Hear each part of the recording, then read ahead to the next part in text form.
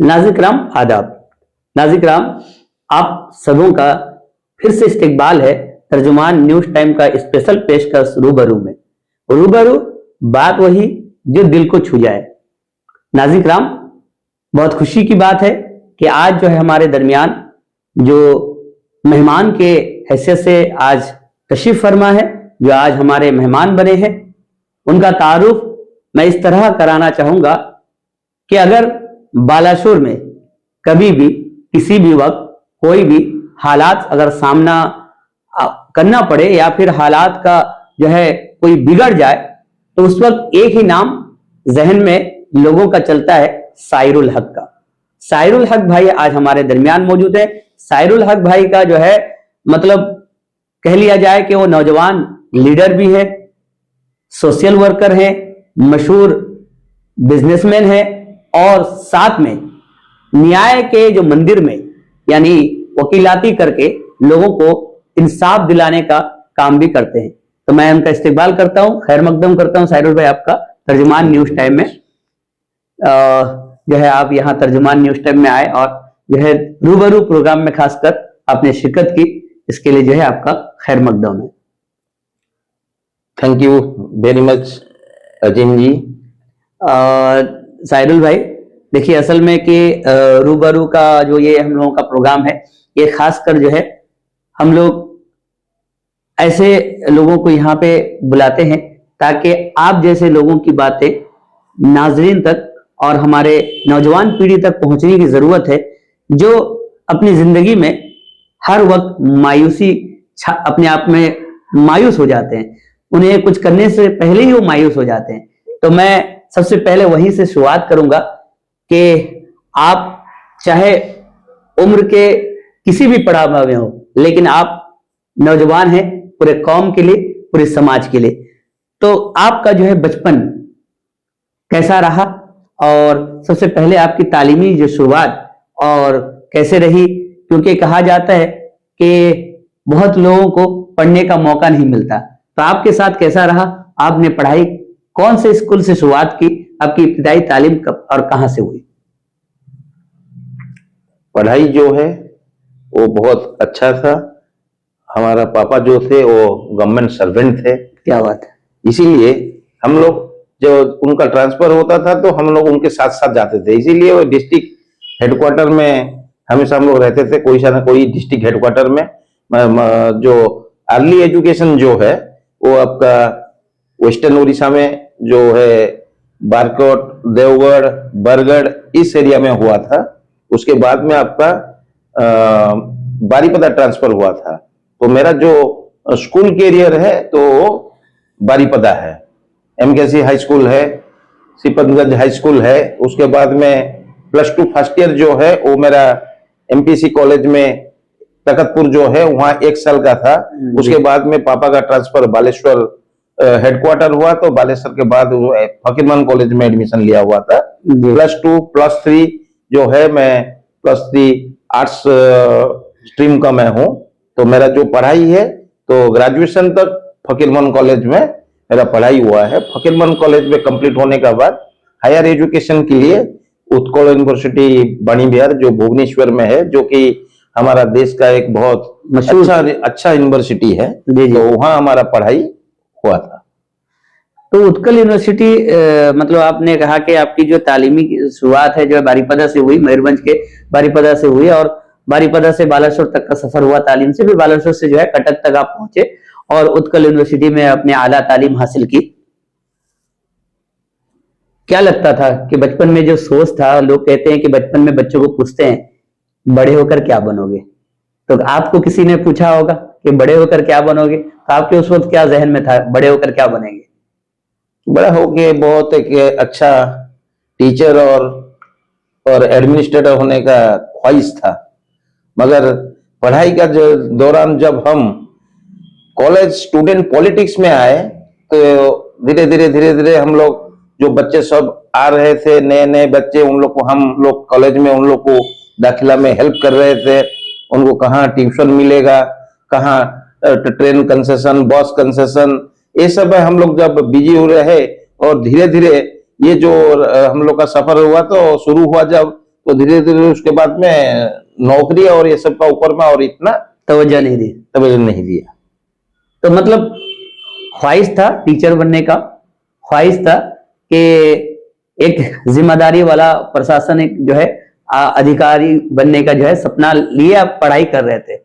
लेकिन पढ़ाई के दौरान जब हायर एजुकेशन आपने हासिल किया तो उत्कल यूनिवर्सिटी पहुंचे, तो वहां पे आप की जो शुरुआत जो है सोशल जो है कामों में लग गया, तो वो कैसे हुआ, कैसे मतलब आप वहां से शुरुआत किया और वो सफर फिर कैसा शुरू हुआ? जो उत्कल यूनिवर्सिटी बाणीबेर जो है उसका पहले मैं फकीरमोहन कॉलेज प्रेसिडेंट में यहाँ जनरल सेक्रेटरी था। उसके बाद में यही फकीरमोहन कॉलेज में मैं प्रेसिडेंट भी था। उसके बाद में मैं जब बाणीगर उत्कल यूनिवर्सिटी गया तो फाइनल ईयर में मैं वहाँ उस टाइम गोल्डन जुबली था उत्कल यूनिवर्सिटी बाणीबिहार का, तब मैं आपका जनरल सेक्रेटरी वहाँ कंटेस्ट किया हुआ था। हर इलेक्शन में मैंने जीता है। तो बच्चे लोग का साथ रह के उसके बाद में थोड़ा इंडिपेंडेंट माइंड आ गया कि ये किसी के अंडर में नहीं रहेंगे, बस समाज के लिए काम करेंगे। समाज से भी जरूरत करता है हमको, हर इंसान पढ़े लिखे होके खाली नौकरी करेंगे और उनका फैमिली और उसका अंदर में उन लोग कन्फाइंड होके रह जाएंगे। उस सोच से बाहर निकलने के लिए मैंने बोला कि जहाँ जो डाउन ट्रोडन पीपुल है उनके लिए काम करेंगे। जो डाउन ये में एजुकेशन में जो जिस एरिया में एजुकेशनली हेल्थ ये रिगार्डिंग में जहाँ सर्विस नहीं है हम लोग उसी लाइन में काम करेंगे। उसके बाद में कॉलेज पढ़ने का टाइम में ब्लड का जो रिक्वायरमेंट्स था, जिसका कि ब्लड का कोई सब्स्टिट्यूट नहीं है। जी जी। जब ये पहले जमाने में 40 साल का पहले जब आपको कोई ब्लड मांगता था तो आज का जैसा आप आते हैं ब्लड बैंक आते हैं, हाथ अंदर में काउंटर के अंदर देते हैं तो आपको साथ ही साथ ब्लड मिल जाता है। वो जमाने में वैसा नहीं था। जो पर्टिकुलर ग्रुप का ब्लड चाहिए आपको, तो वही पर्टिकुलर ग्रुप को लाने से, एक ब्लड लाने से, एक दूसरा इंसान को देने से उसका जान बचता था। तो उस टाइम में हम लोग काफी ब्लड रिलेटेड काम करते थे। इसीलिए ये सब जो सोशल लाइन में हम लोग रहे तो उसके बाद में हम लोग का नौकरी वगैरह ये सब में दिमाग हट गया।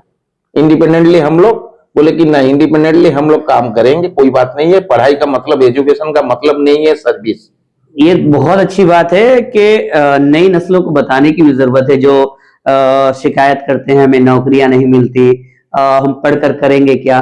तो लेकिन नौकरियां करने से बेहतर है आपने जिस तरह सोचा आजाद रहना और नौकरियां देना। और एक वक्त ऐसा भी आया आप लोगों को नौकरियां देने के काबिल थे और लोगों को नौकरियां दिया करते थे। जैसे कि आपकी शुरुआत जो कहा जाए कि आप जो है कारोबारी की शुरुआत जो है एक बहुत ही बेहतरीन बुक दुकान से किया, और उसके बाद आपके जो एक मोबाइल इमेज का जो है बहुत खूबसूरत इमेज था बालासोर में। तो वो एक ऐसा जमाना रहा कि इमेज जो है हर एक जुबान में, बालासोर के लोगों की जुबान में थी। ये जो कारोबारी जो सफर, पढ़ाई के बाद आपने कहा कि नौकरी के जो जहन हट जाना, फिर कारोबार की तरफ माइंड लाना, कैसा रहा? क्यों? जब हम बाणीबेर में पढ़ाई कर रहे थे तो हम लोग जो इवनिंग में घूमने आते थे शहीद नगर और आसपास में राम मंदिर का पास, तो वहां हम पहले ग्रीटिंग्स कार्ड का, जो आर्चिज कंपनी का ग्रीटिंग्स कार्ड था, हॉलमार्क का था, तो उसका अंदर में तो बहुत मतलब बहुत अच्छा चीज था। उसको हम लोग हमेशा देखते थे कि जब बर्थडे, एनिवर्सरी, हर जो मतलब होता है आज का दिन में आप जितना देखते हैं मॉडर्न डेज, उस टाइम में मैं देखा कि वो कार्ड का थ्रू में ये था। मोबाइल का जमाना नहीं था उस टाइम में, बिल्कुल, क्योंकि मैं 1991 में बाणीबेर मेरा शुरुआत है। उस टाइम में मोबाइल नहीं आया था, मोबाइल 2000 में आया हुआ था। वो देखने के बाद जब मैं बालेश्वर एजुकेशन वहां कंप्लीट होने का बाद उसका बाद में मैंने लॉ डिग्री भी किया, बालेश्वर लॉ कॉलेज में लॉ डिग्री किया। उसके बाद में मैं बोला चलो एक बिजनेस करते हैं। तो मेरा दिमाग वही जो देखा था arches cards, hallmark cards, virtual cards, तो मैं उसका एक छोटा सा शॉप किया। तो मैं देखा वो बहुत अच्छा चल रहा है। उसका बाद में वहाँ कॉलेज स्टेशनरीज, आपका साइंस का हर आइटम्स मिलता था और बहुत बेहतरीन चलता था। बालेश्वर का मतलब बालेश्वर में ऐसा दुकान नहीं था और ऐसा कोई उस जमाने में कोई भी बच्चा कार्ड नहीं लिया रहेगा बोल के ऐसा नहीं है, बहुत अच्छा चला था। मैं इसीलिए सबको, मेरे जो कस्टमर थे और हम लोग को जो बहुत नजदीक से जानते हैं, मैं ये क्रेडिट उनको जाता है। जब मैं सक्सेसफुली बिजनेसमैन हुआ वो credit goes to all my near and dear. बिल्कुल बिल्कुल, आप अपने दोस्तों को उसका जो है पूरा श्रेय देते हैं, लेकिन मुझे मालूम है कि उस वक्त जिस वक्त की आप बात कर रहे हैं मोबाइल नहीं था, तो जमाना भी कुछ और था कि लोग अपने दिल की बात जो है नया साल को मुबारकबाद देने के लिए जो है दिसंबर 1 तारीख से जो है कार्ड जो है खरीदना शुरू करते थे, ग्रीटिंग्स जो है, और उसमें दिल की बातें लिखते थे। कोई तो अपनी लव की जो है स्टोरी लिखता था, कोई शायरी लिखता था, और वो जो है अपने महबूब तक पहुंचाने की कोशिश करता। तो वो अनोखा अंदाज था। शायद आप न जाने कितने दिलों को जोड़ने का काम किए होंगे, आपका ये दुकान किया होगा। लेकिन मुझे याद है जब आपका इमेज था, इमेज मोबाइल, जब मोबाइल का दौर आया और मोबाइल का जमाना था, और नाजरीन मुझे बताते हुए खुशी महसूस हो रही है कि जब मैंने सबसे पहले एंड्रॉइड मोबाइल इस्तेमाल किया तो आप ही के इमेज का वो मोबाइल था।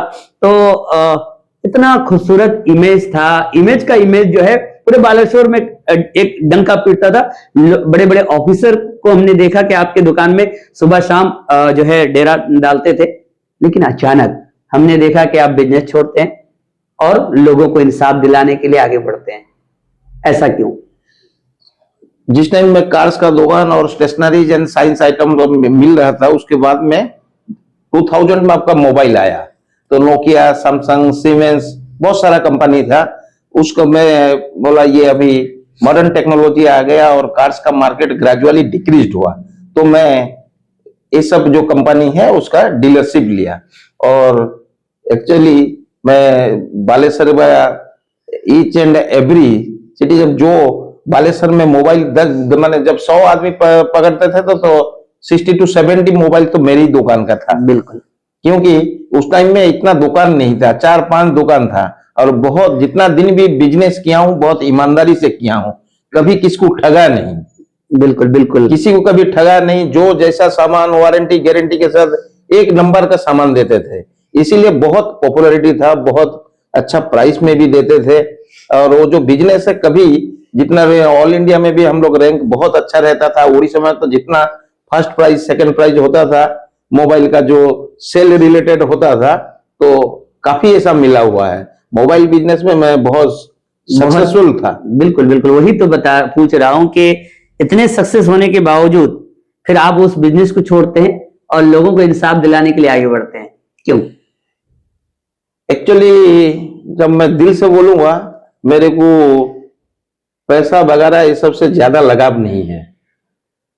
जितना मेरा रिक्वायरमेंट था उस टाइम में, मेरा रेस्पॉन्सिबिलिटी था, मेरा फैमिली रेस्पॉन्सिबिलिटी भी मेरे ऊपर कुछ था जी, मैंने ग्रेजुअली वो सब मेरे ओवर हो गया जी। क्योंकि मेरे 2-3 भाई देश का बाहर बहुत अच्छा पोस्ट में भी है, इसीलिए मेरा और रिक्वायरमेंट नहीं था, और पैसा से मेरा इतना लगाव नहीं है। मेरे को हमेशा एक लगाव था कि जब मैं कैसा, जो डाउन ट्रोडन पीपुल हैं, समाज का निचला स्तर का जो इंसान है, जिनके पास कानून पहुंच नहीं पाता है, और जो कोई प्रॉब्लम में आ जाता है तो कानूनी मदद देने के लिए कोई आगे नहीं आता है, तो ये सब को दिमाग में रख के उसके बाद में क्या है कि एजुकेटेड हूं, और कोर्ट ऐसा एक जगह है जहां की मिनिमम क्वालिफिकेशन ग्रेजुएट है।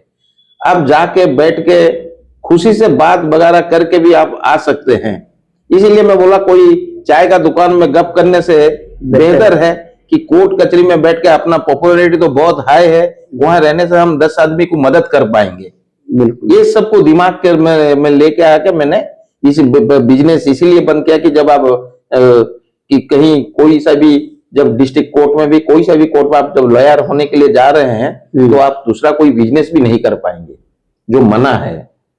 तो ये बहुत सारा कर रहे हैं मगर एक्चुअली मना है, इसीलिए भी मैं बिजनेस को भी क्लोज किया। मैं बोला पूरा नीट एंड क्लीन हो गया। तो सीधा सीधा आप ये कह रहे हैं कि गरीब दुखियारियों के जो बेकसूर फंस जाते हैं उनको इंसाफ दिलाने के लिए आप वहां तक का कदम आगे बढ़ाए, और जिस तरह आपने कहा कि आपको रुपए से ज्यादा लगाव नहीं, लोगों को इंसाफ दिलाने की जो है ख्वाहिश थी, इसलिए आपने आगे बढ़ा।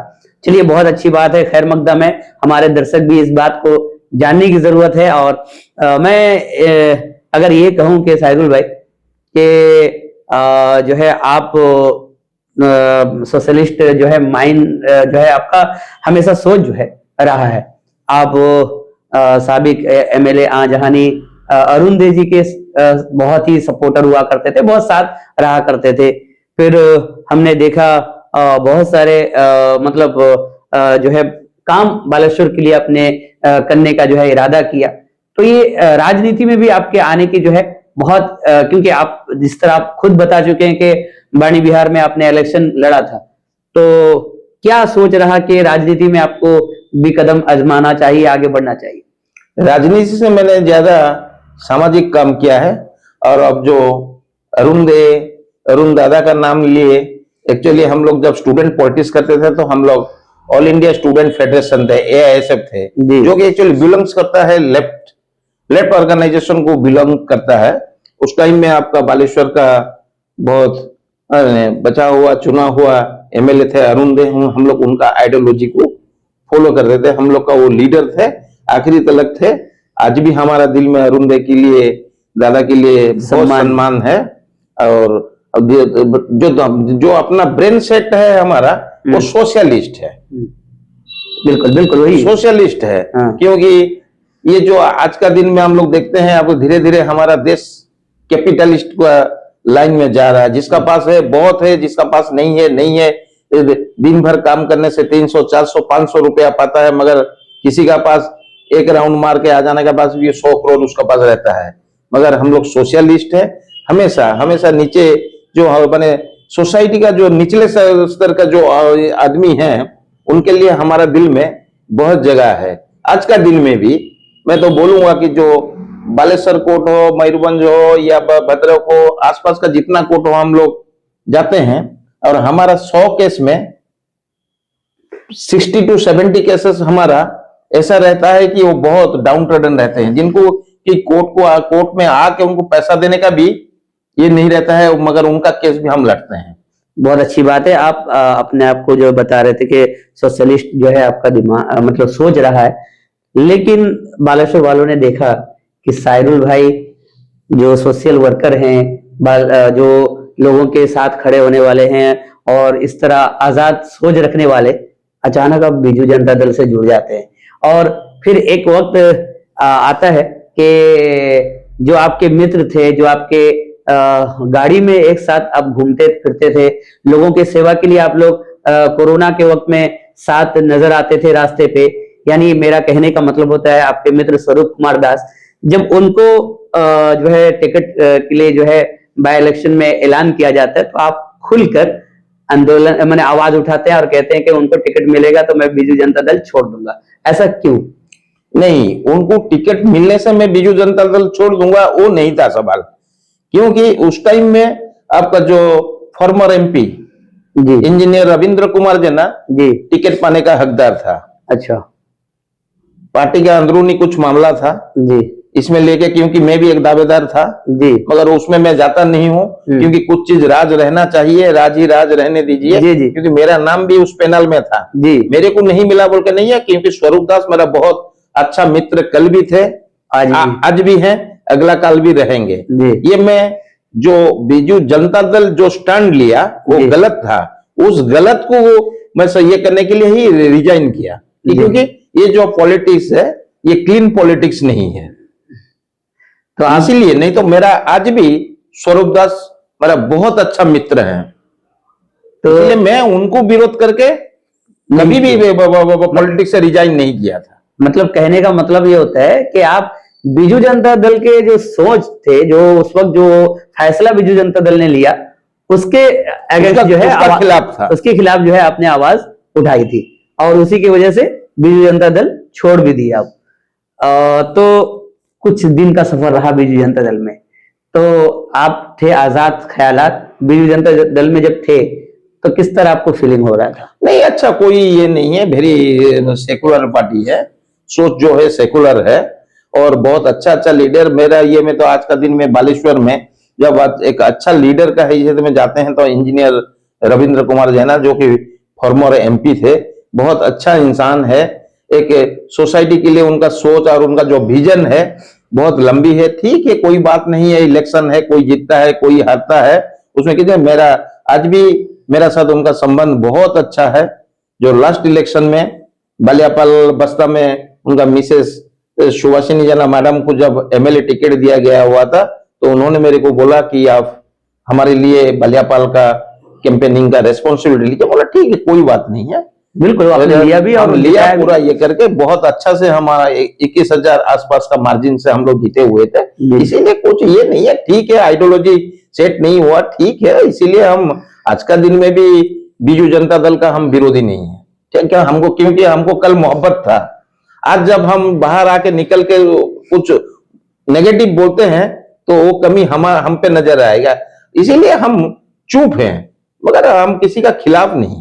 चलिए ये तो बहुत अच्छी बात आपने कही कि मित्र कल भी थे स्वरूप दास, आज भी है और आने वाला कल भी वो आपके मित्र रहेंगे। और बाकी सब ज्यादातर लोग जो है बालेश्वर के लगभग लोग जो है स्वरूप दास को जो है दिल से मोहब्बत करते हैं।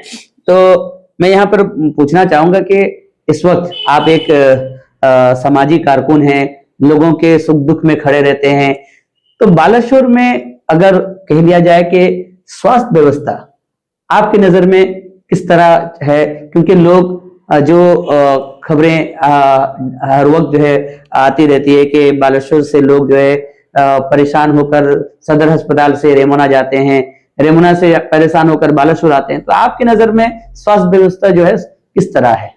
स्वास्थ्य व्यवस्था का बात मत पूछिए, इतना हालत खराब है कि उसको बार बार हम लोग एक ही पॉइंट में बार बार जाके ये मैटर हम लोग रेज करते हैं, साथ में जाते हैं, मगर आज जो हालत है बालेश्वर का रिगार्डिंग हेल्थ बहुत बुरा है। Not only health, regarding education भी, एजुकेशन में अच्छा इंफ्रास्ट्रक्चर, हेल्थ में अच्छा इंफ्रास्ट्रक्चर प्रीवियस गवर्नमेंट ने दिया हुआ है, इसमें कोई शक नहीं है।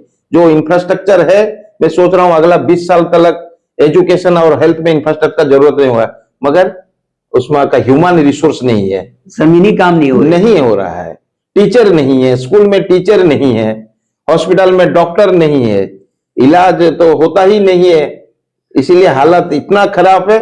इसमें लिए हम लोग बार बार आवाज उठा रहे हैं, जो यहाँ के इलेक्टेड रिप्रेजेंटेटिव है उनसे भी हम लोग मिलते हैं, वो बोलते हैं हो जाएगा हो जाएगा, मगर एजुकेशन और हेल्थ आज का दिन में बहुत बुरा है। चलिए आपने स्वास्थ्य और जो है एजुकेशन दोनों पे भी जो है आपने अलग, लेकिन इस वक्त जो जीत कर आए हैं, जो हमारे बालेश्वर के नुमाइंदे बने हुए हैं, उनके कामों से आप कितने मुतासिर हैं, या फिर कैसा लगता है कि वो ढंग से काम कर रहे हैं बालेश्वर को आगे बढ़ाने के लिए?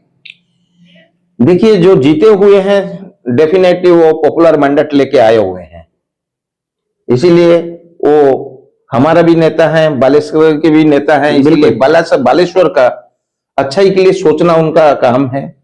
मैं देख रहा हूं काम हो या नहीं हो वो अलग बात है। अभी जो चुन के आए हुए हैं वो असेंबली में कुछ क्वेश्चन उठाते हैं, बिल्कुल उठाते हैं कि जे होना और नहीं होना, क्योंकि जो भी वो आज कोई दूसरा पार्टी का हो सकते हैं, मगर आवाज वो उठा रहे हैं, हर रोज उठाते हैं। अब मगर होना और नहीं होना वो अलग बात है, उनका कोशिश जारी रहे, क्योंकि बालेश्वर उनका भी है, हमारा भी है, और एक अच्छा बालेश्वर होने का सपना वो भी लिए हुए हैं, हम भी लिए हुए हैं। इसलिए बालेश्वर का जो है टोटल पॉपुलेशन बालेश्वर जिला का, और उसको जो रिप्रेजेंटेट कर रहे हैं हम लोग सदर कॉन्स्टिट्यूंसी का हम लोग हैं, इसीलिए हम चाहते हैं कि जो काम ऐसा कीजिए जैसा कि, क्योंकि बहुत यंग है, बहुत ऐसा सोच के काम कीजिए कि वो लंबा सफर में वो जा सकते हैं।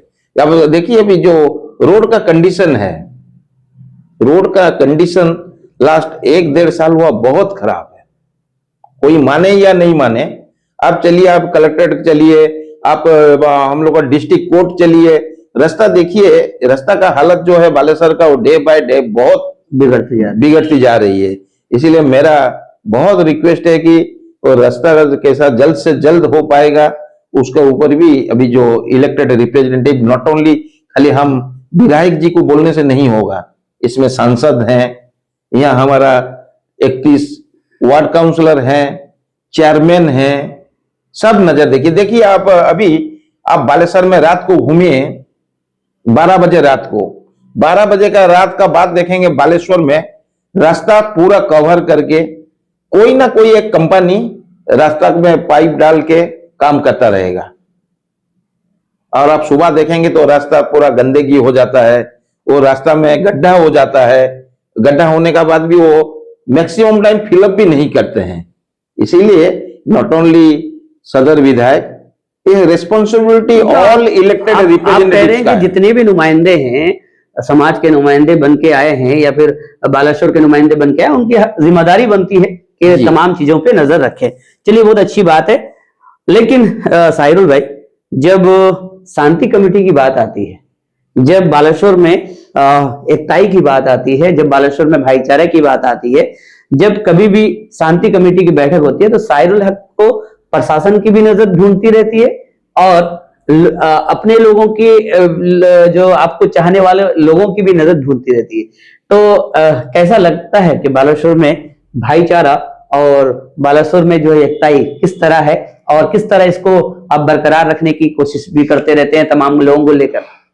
ये हमारा एक भाईचारा का शहर है, इसका कोई सेकंड थॉट नहीं है। बिल्कुल। आपस में हम लोग सब कोई मिलकर रहते हैं। कभी कभी कुछ हो जाता है, तो जब हो जाता है, शांति कमेटी में बहुत जमाने हो गया, 20-25 साल हुआ उसका मेंबर हूं, तो इसीलिए क्योंकि मेरा जो सोच रहता है वो बहुत न्यूट्रल रहता है। जब कोई सा कहीं प्रॉब्लम होता है, जब पर्टिकुलरली मुस्लिम कम्युनिटी का किसी का इन्वॉल्व रहता है, तो हम लोग खुल के बोलते हैं ये गलत है। बिल्कुल, बोलना भी चाहिए, क्योंकि शहर सबका है। आप जब कोई कमिटी में है, आप जब वन साइडेड बोलेंगे तो उसमें आपको कोई इज्जत नहीं देगा। बिल्कुल। इसीलिए हम लोग एक न्यूट्रल पॉइंट ऑफ व्यू में बात करते हैं। इसीलिए कोई सा ऐसा नहीं है कि आज का दिन में मेरा बीजेपी से भी अच्छा रिलेशन है, कांग्रेस से भी अच्छा रिलेशन है, आरएसएस से भी अच्छा रिलेशन है, बीजेडी से भी अच्छा रिलेशन है, क्योंकि न्यूट्रल बोलते हैं। ऐसा नहीं कि वन साइडेड हो के ऐसा नहीं बोलते हैं जी। क्योंकि गलती कोई भी करे, जब गलत आदमी को आप ला के ठीक जगह में पुलिस स्टेशन में पहुंचा देंगे तो जो प्रॉब्लम रहता है वो सॉल्व हो जाता है। इसीलिए आपका एडमिनिस्ट्रेशन और ऑल जो हम लोग का शांति कमेटी मेंबर हैं वो सब भरोसा करते हैं। तो आपको क्या लगता है कि बालेश्वर में और भी जो भाईचारा का तो एक पहचान है, आपने कह दिया कि बालेश्वर का रद्द-बदल नहीं हो सकता, बालेश्वर में जिस तरह भाईचारा है बहुत लाजवाब है, लेकिन इसको और मजबूत बनाने के लिए क्या किया जा सकता है?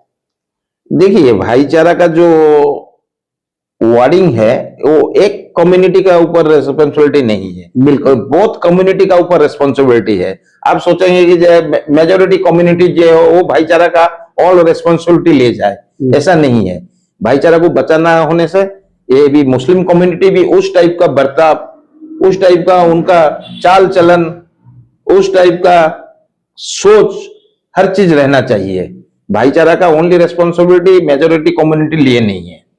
इसीलिए भाईचारा को लेकिन लगता क्या है कि मेजोरिटी वाले जो कम्युनिटी हैं उनको भाईचारा के लिए ज्यादा मतलब अपने आप को आगे बढ़ना चाहिए या दोनों को इक्वल मतलब भाई दोस्ती जो है निभाने की जरूरत है? देखिए, मैं तो जितना साल हुआ देखा हूं, आज तक कोई सा ऐसा जगह में ये नहीं हुआ है, कहीं भी 2000, 5000, 10,000 आदमी भी खड़े होंगे तो कहीं कुछ प्रॉब्लम भी हो गया, हम गए हैं, कोई मेजोरिटी कम्युनिटी का आदमी हमें कुछ बोला है, आज तक मैं ऐसा देखा नहीं है। और जब कोई प्रॉब्लम होता है तो एक साइड का ये नहीं रहता है, दोनों साइड में किसी का 70%, एक हाथ से नहीं बजती, किसी का 30%। इसीलिए दोनों जब हमारा अंदर में अच्छा समझदारी रहेगा तो हम लोग जब आपस में बैठ के ये कर लेंगे तो अमन चैन रहेगा, क्योंकि अमन चैन हर इंसान चाहता है। और हर कम्युनिटी में है कुछ गंदा आदमी है, जी जी, उस गंदा आदमी को डिटेक्ट करके उसको आपको बाहर ला के दिखा दें से कि ये आदमी गलत है, इसको इससे साइड कर दो, होने से समाज में शांति, अमन चैन सब रहेगा। साहिरुल भाई, चलते चलते ये भी बात किया जाए, क्योंकि जब सोशल वर्क की बात आती है, रात आधा को जो है कोई अगर आपको कॉल करता है तो आप उसके लिए जो है हॉस्पिटल पहुंच जाते हैं, आप उसके लिए जो है सब कुछ करते हैं। और जो हमने देखा था कि आपने बहुत बड़े बड़े इशू के लिए आंदोलन किए थे, जैसा कि हमें मालूम है, हमें याद है कि सेकंड सेंट्रल स्कूल के लिए आपने भूख हड़ताल किया था, आईएससी के लिए आपके साथ बहुत सारे आपके मित्र सलीम रजा भी शामिल थे, उसके बाद आपने जिस तरह रास्ते की बात की, तो पूर्व रोड के लिए आप अभयदास, सलीम रजा वगैरह के साथ में जो मिलके रास्ता रोक कर जो है जबरदस्त आंदोलन किया था। धीरे धीरे ऐसा लग रहा है कि आंदोलन की तरफ जो है साहिरुल हक जो है बहुत दूर जा रहे हैं। आंदोलन नहीं, लेकिन जो है आवाज उठाने की तरफ जो है साहिरुल हक दूर होते हैं। ऐसा ऐसा क्यों? नहीं नहीं है, आवाज आज भी बुलंद है।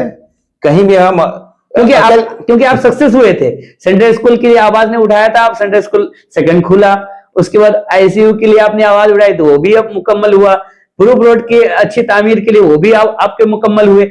लेकिन धीरे धीरे हमें लग रहा है कि साहिरुल भाई धीरे धीरे इन चीजों से जो है दूर होते जा रहे हैं। नहीं, ऐसा कुछ नहीं है। आज भी वही सोच है, वही जो रिवोल्यूशनरी एटीट्यूड है वो आज भी है। उम्र का फर्क है, उम्र का फर्क है, डेफिनेटली उम्र का फर्क है। और जो बोल रहे हैं ये सेंट्रल स्कूल बालेश्वर में जब फर्स्ट आईसीयू हुआ और ये जो रास्ता प्रूफ रोड वगैरह ये जो है ये हम लोग का कलेक्टिव रिस्पॉन्सिबिलिटी था। इसमें हमारा काफी सारा दोस्त, लाइक माइंडेड आदमी जो कि करप्शन को सपोर्ट नहीं कर रहे हैं, काफी सारे दोस्त थे, आज भी हैं, वो भी दोस्त हैं। मगर क्या है कि ग्रेजुअली थोड़ा एज हो गया। अभी जो ये सब जो आप बोल रहे हैं आवाज आज भी बुलंद है। अब देखिए मेडिकल लिए में जो इशू होता है हम लोग जाते हैं, इसीलिए होता है। मगर आप जो मार्क किए हुए हैं जी जी, थोड़ा डेफिनेटली थोड़ा कम है उम्र मतलब का साथ। उसके बाद ये भी कहा जा सकता है क्योंकि लोगों को इंसाफ दिलाने के लिए आप कोर्ट के जो है मतलब अहाते में ज्यादातर वक्त गुजारते हैं, तो इन तमाम चीजों के लिए वक्त भी कम मिलता हो आपको? थोड़ा कम मिलता है, मगर जब इशूज बहुत अच्छा होता है तो उसमें उसको मैं फिर सेकेंडरी रख लेता हूँ, जनरल पब्लिक के लिए निकलता हूँ। क्योंकि अब मेडिकल का जो रिलेटेड है वो रात का ये में देखिए कल रात का 12:30 बजे एक पेशेंट बालेश्वर हॉस्पिटल रेफर हुआ। वो एक कोई शादी घर में गए हुए थे मेरे दोस्त, तब हम जो है आपका पद्मावती पार्क गए थे, तो 12:30 बजे वो वहां से फोन आया कि ऐसा एक आदमी अभी रिसेप्शन में आया हुआ था और उसका कोई हार्ट अटैक हुआ है, बालेश्वर हॉस्पिटल गए हैं। तो मैं देर रात तक मार्केट में रहता हूँ। मेरा रिटर्न टाइम जो है वो रिटर्न टाइम 1 बजे का पहले कभी भी मैं रात का घर उसका पहले पहुंचता नहीं हूँ। मैं 2 बजे सोता हूँ, 5:30-6 बजे तो मैं फिर बाजार में रहता हूँ। देखिए उनका कॉल आया तो मैं फिर बोला नहीं परेशान में है, इमीडिएटली हॉस्पिटल गया। हॉस्पिटल ब्लड ये जो रिलेटेड है वो कभी किसी टाइम भी कोई भी आवाज देने से हम लोग पहुंचते, क्योंकि एक इंसान का जिंदगी का सवाल है। तो जाके उसके लिए हम कुछ नहीं कर पाएंगे क्योंकि वो आया है जाएगा, टाइम फिक्स हुआ है। लेकिन उस लोगों के साथ में खड़े होने से एक अलग खुशी महसूस होती है। यस, उसी वक्त जाके उसके पास में जब कोई नहीं रहता, आप जब खड़े होंगे उसको कोई मदद करेंगे, उसका जो दिल से जो निकलेगा वो आपको बहुत आगे ले जाएगा। बोलते हैं कि मतलब वो जो दुआएं डायरेक्ट जो है कबूल हो जाती है। अच्छा चलिए, ये बहुत अच्छी बात है, लोगों की खिदमत आप करते हैं, दुआएं लेते हैं और ये आपका जो है काम जो है बहुत जो है काबिल तारीफ है। लेकिन नाज़रीन मैं आपको बताता चलूं, साहिरुल भाई का एक और पहचान, जो सबसे बड़ा पहचान मैं आपको अगर कहूं तो बेजाना होगा, वो पहचान ये है कि साहिरुल भाई ने मतलब लगभग 130 यानी 127 या 130 जो है मतलब 127 यूनिट जो है अपना खून दूसरों के हवाले किया ताकि जिंदगी बचा पाए। तो मैं वही आऊं कि बड़े बड़े अखबारों ने तो आपको कवर किया, लेकिन तर्जुमान के स्टूडियो में आ जाए तो हमारे दर्शक को भी बताना जरूरी था। तो ये जो कुछ लोग कहते हैं कि ब्लड डोनेट करना जो है मतलब कुछ अच्छा समझते हैं कुछ लोग, लेकिन ब्लड का जो है कोई रद्दोबदल नहीं है। तो आपका दिमाग में कब से जो है आया कि हमको ब्लड डोनेट करना है, और कितने उम्र में पहला ब्लड डोनेशन आप किए थे? एक्चुअली ब्लड का कोई सब्स्टिट्यूट नहीं है। हम लोग जब कॉलेज में स्टूडेंट पॉलिटिक्स करते थे तो हॉस्पिटल का बैक साइड में कॉलेज, और हम लोग दिन रात कॉलेज में रहते थे, और जब इवनिंग होता तो हॉस्टल में रहते। जब कोई मुसीबत में आके कोई आदमी जब उसका ब्लड का रिक्वायरमेंट होता था तो जो ब्लड जो मेडिकल के जो स्टाफ रहते थे उन लोग भेज देते थे, जाओ एक्स का पास जाओ, वाई का पास जाओ, जेड का पास जाओ। जब वो तो वो जब परेशान होकर जब आदमी पहुंचता था तो हम लोग उस टाइम में क्या करते थे कि वो पर्टिकुलर ब्लड ग्रुप मिलने से ब्लड आज जैसा हम लोग 10 ले लेते हैं, ब्लड बैंक 10 ब्लड ले जाता, उस टाइम में वो नहीं था। उसका वो नेगेटिव मतलब हमको वो नेगेटिव ब्लड ढूंढ के देना है। इसीलिए हम लोग क्या करते थे 20, 25, 10 बच्चा को लाएंगे, वो टेस्ट करेगा, देखेगा नहीं, वो जो बोलेगा ना होता नहीं है, फिर जाके दूसरा हॉस्टल में से क्योंकि स्टूडेंट लीडर था, हर हॉस्टल हर मेस में बहुत एक्वेंटेड था। अरे बच्चे आ जाओ, और उस टाइम में आज का जैसा जो ब्लड रिवोल्यूशन है, जिसको बुला वो आ जाएगा, उस नहीं था। बड़ा मुश्किल से बड़ा लाते थे, मुश्किल से आते थे, बड़ा मुश्किल से आते थे। खुद भी ब्लड देता था तो हम लोग घर में नहीं बोलते थे कि हम ब्लड देते हैं बोल के, क्योंकि वो मना करते थे मुरब्बी। हाँ, बोलेंगे अरे ब्लड दे दिया, इतना मुश्किल से हम लोग तुम लोग को खिला पिला के बड़े किए हुए हैं, तुम ब्लड आज दे के आ गए। जी जी। इसीलिए हम लोग घर में नहीं बताते। 19 साल से ब्लड देना शुरू किया हूँ। 19 साल में अब तक जो है 127 यूनिट्स अभी तक मैं दिया हूँ। वो भी मेरे जो बहुत क्लोज फ्रेंड सलीम राजा है, उनका पापा को भी मैं बॉम्बे कैंसर हॉस्पिटल में भी मैं उनको ब्लड दिया हूँ। ऑल इंडिया में कहीं कई वक्त भी जो भी ब्लड मांगा है, और हर 3 महीना में मैं एक ब्लड देता हूँ, हर 3 महीना में। बहुत अच्छी बात है नाज़रीन। देखिए, ब्लड डोनेशन करना, खून अतिया करना बहुत जरूरी है। और यहाँ से मैं रूबरू प्रोग्राम से भी मैं पैगाम देना चाहूंगा तमाम नौजवानों को कि आपका जो बदन में खून है, वो खून अगर आप अतिया करते हैं तो किसी की जिंदगी बचती है। और जिस तरह साहिरुल भाई को आप मिसाल ले सकते हैं कि 127 यूनिट खून उन्होंने अपना 127 बार अपना खून दिया है और लोगों की जिंदगी बचाने। सबसे बड़ी बात साहिरुल भाई, ये तो आपका जाती रहा है, 127 बार आपने खून डोनेट किया है, अतिया किया है। लेकिन आप बीजू जनता दल का एक संगठन हुआ करता था, मतलब जीवन बिंदु।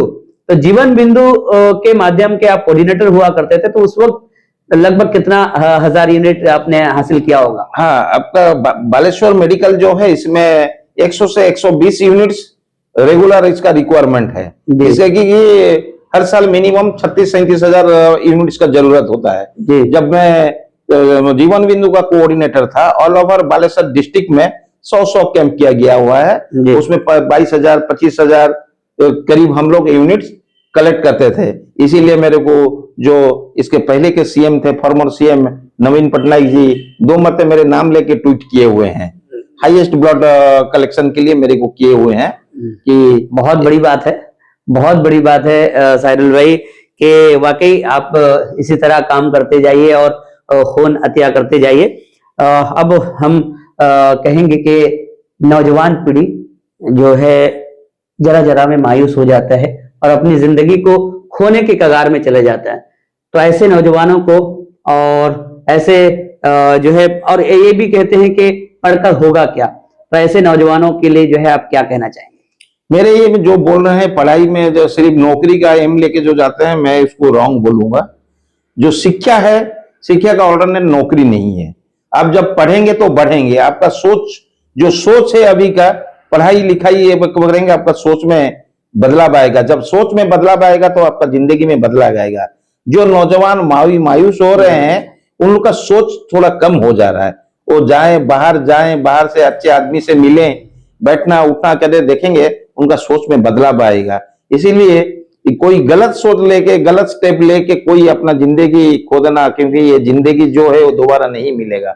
इसलिए मेरे को नौजवान लोग को मेरा रिक्वेस्ट है, अच्छा इंसान से बैठिए, अच्छा संगत में बैठिए, अच्छा रास्ता में चलिए, आपको कोई दिक्कत नहीं आएगा जिंदगी में, आपको कामयाबी मिलेगा ही मिलेगा। साहिरुल भाई के मुस्लिम वेलफेयर सोसाइटी बालेश्वर में बहुत ही एक्टिव आज भी है, और उस वक्त भी हुआ करता था जब आप सेक्रेटरी उस पे थे।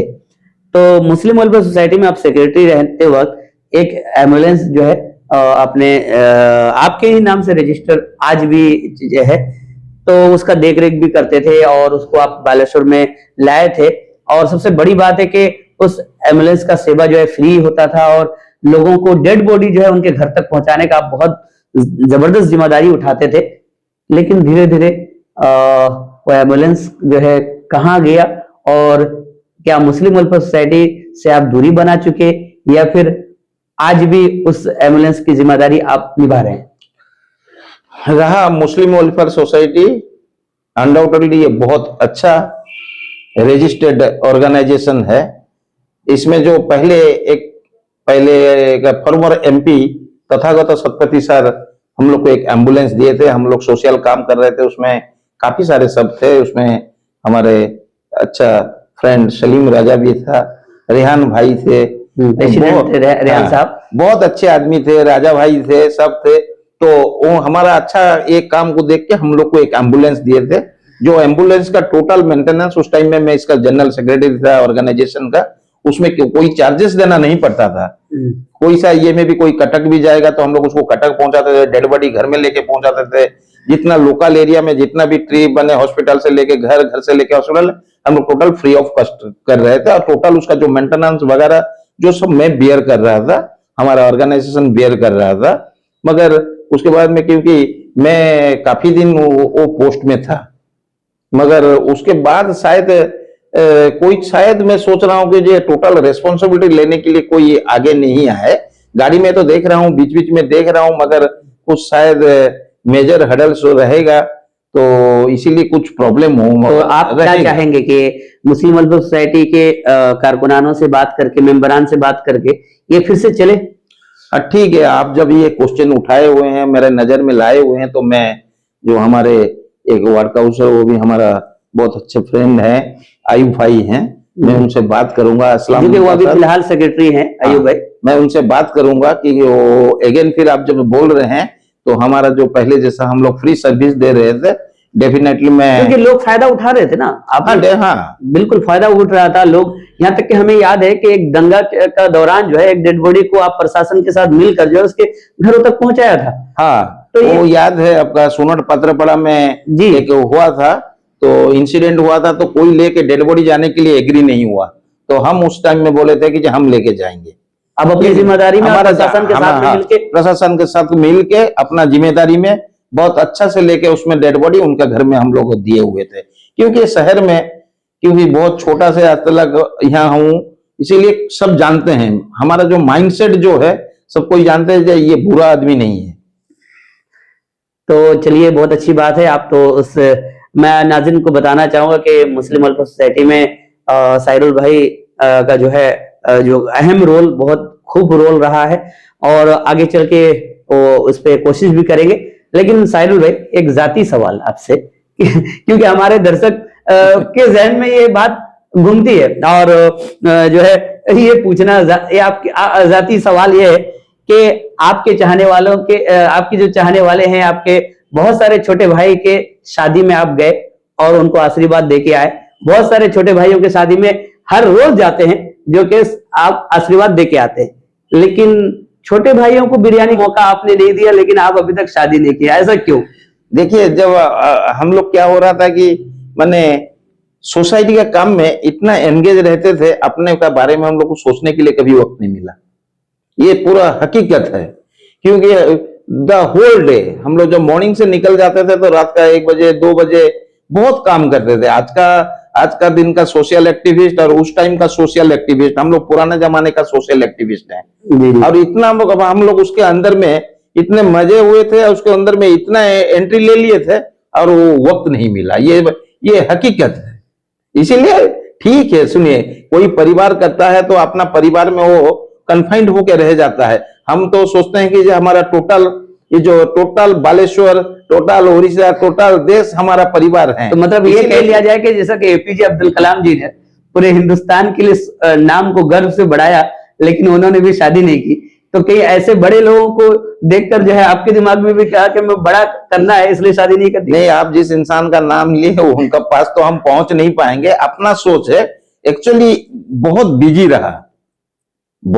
रहा, वक्त नहीं मिला ये सब कुछ सोचने के लिए। अभी क्या लगता है कि आपका वक्त खत्म हो गया?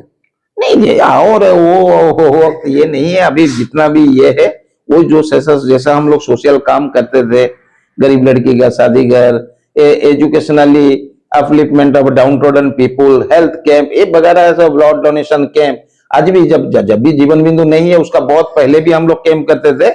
आज का दिन में भी हम लोग का कैंप चल रहा है, तो इसीलिए ऐसा कुछ ये नहीं है। ये सोशल मतलब में ठीक है। आप जो है खुश है और ये खुश है, बहुत खुश है। तो आखिर में जो आपके दिल की बात है, क्योंकि आप तर्जुमान न्यूज टाइम के स्टूडियो में आए, छोटा सा संस्था, और कैसा लगा, और आपकी जो दिल की बात है हमारे दर्शक को वो जो है रख दीजिए।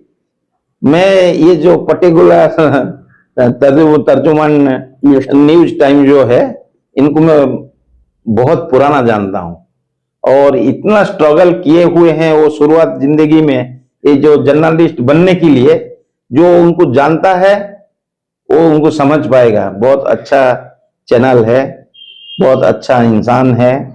हम चाहते हैं कि ये चैनल आगे को बहुत बढ़े और खुश रहे और आबाद रहे। बोल रहा हूँ कि ये जो स्टूडियो बनाए थे, इसका जब ओपनिंग हुआ था मैं आया हुआ था। आज मैं उनको थैंक यू वेरी मच बोल रहा हूँ कि आज मेरे को मौका दिए रूबरू ये प्रोग्राम में, बहुत अच्छा लगा। ये आगे जाके बहुत अच्छा एस्टेब्लिश्ड न्यूज चैनल बने और न्यूज न्यूट्रल होना चाहिए बिल्कुल। कोई से भी कीमत में आज का दिन में, क्योंकि ये सोसाइटी का फोर्थ पिलर है। ये जब हिलने लगेगा तो सोसाइटी कोलैप्स हो जाएगा। इसीलिए न्यूट्रल न्यूज हमेशा दीजिए, वो कोई प्रॉब्लम नहीं है, कोई किसी को डरना नहीं है, न्यूट्रल लीजिए। न्यूट्रल न्यूज सुनने के लिए भी बहुत आदमी है। इसलिए मैं बोलता हूं आज का दिन में एक अच्छा न्यूज चैनल होके रहना बहुत बड़ी बात है। इसीलिए आप हमेशा न्यूट्रल न्यूज दीजिए, अच्छा न्यूज दीजिए, हर आदमी आपका न्यूज को एक्सेप्ट करेगा। बहुत बहुत शुक्रिया साहिरुल भाई, और आपकी जो ये आशा और विश्वास में हम खर्रा उतरने की कोशिश करेंगे। नाज़रीन किराम, आज हमारे मेहमान थे साहिरुल हक साहब, और उनकी जो बातें थी, उनकी जो मतलब जिंदगी के जो है जो अहम बातें थी या फिर जिंदगी के जो तजुर्बे थे वो आपसे शेयर कर रहे थे। वाकई हमें मालूम है आपको पसंद आया होगा। आप अगर YouTube में हमारा चैनल देख रहे हैं तो सब्सक्राइब कीजिए, लाइक कीजिए, शेयर कीजिए। अगर फेसबुक पेज में देख रहे हैं, तर्जुमान न्यूज टाइम के पेज में देख रहे हैं, तो आप वहां पे इस पेज को फॉलो कीजिए, शेयर कीजिए, कमेंट कीजिए। आपका कमेंट हमारे हौसला बढ़ाते हैं और हमें और आगे कुछ करने को हिम्मत जुटाते हैं। इसी के साथ फिर इजाजत चाहेंगे, फिर किसी और एक मेहमान के साथ फिर हाजिर होंगे। तब तक के लिए दीजिए हमें इजाजत। खुदा हाफिज।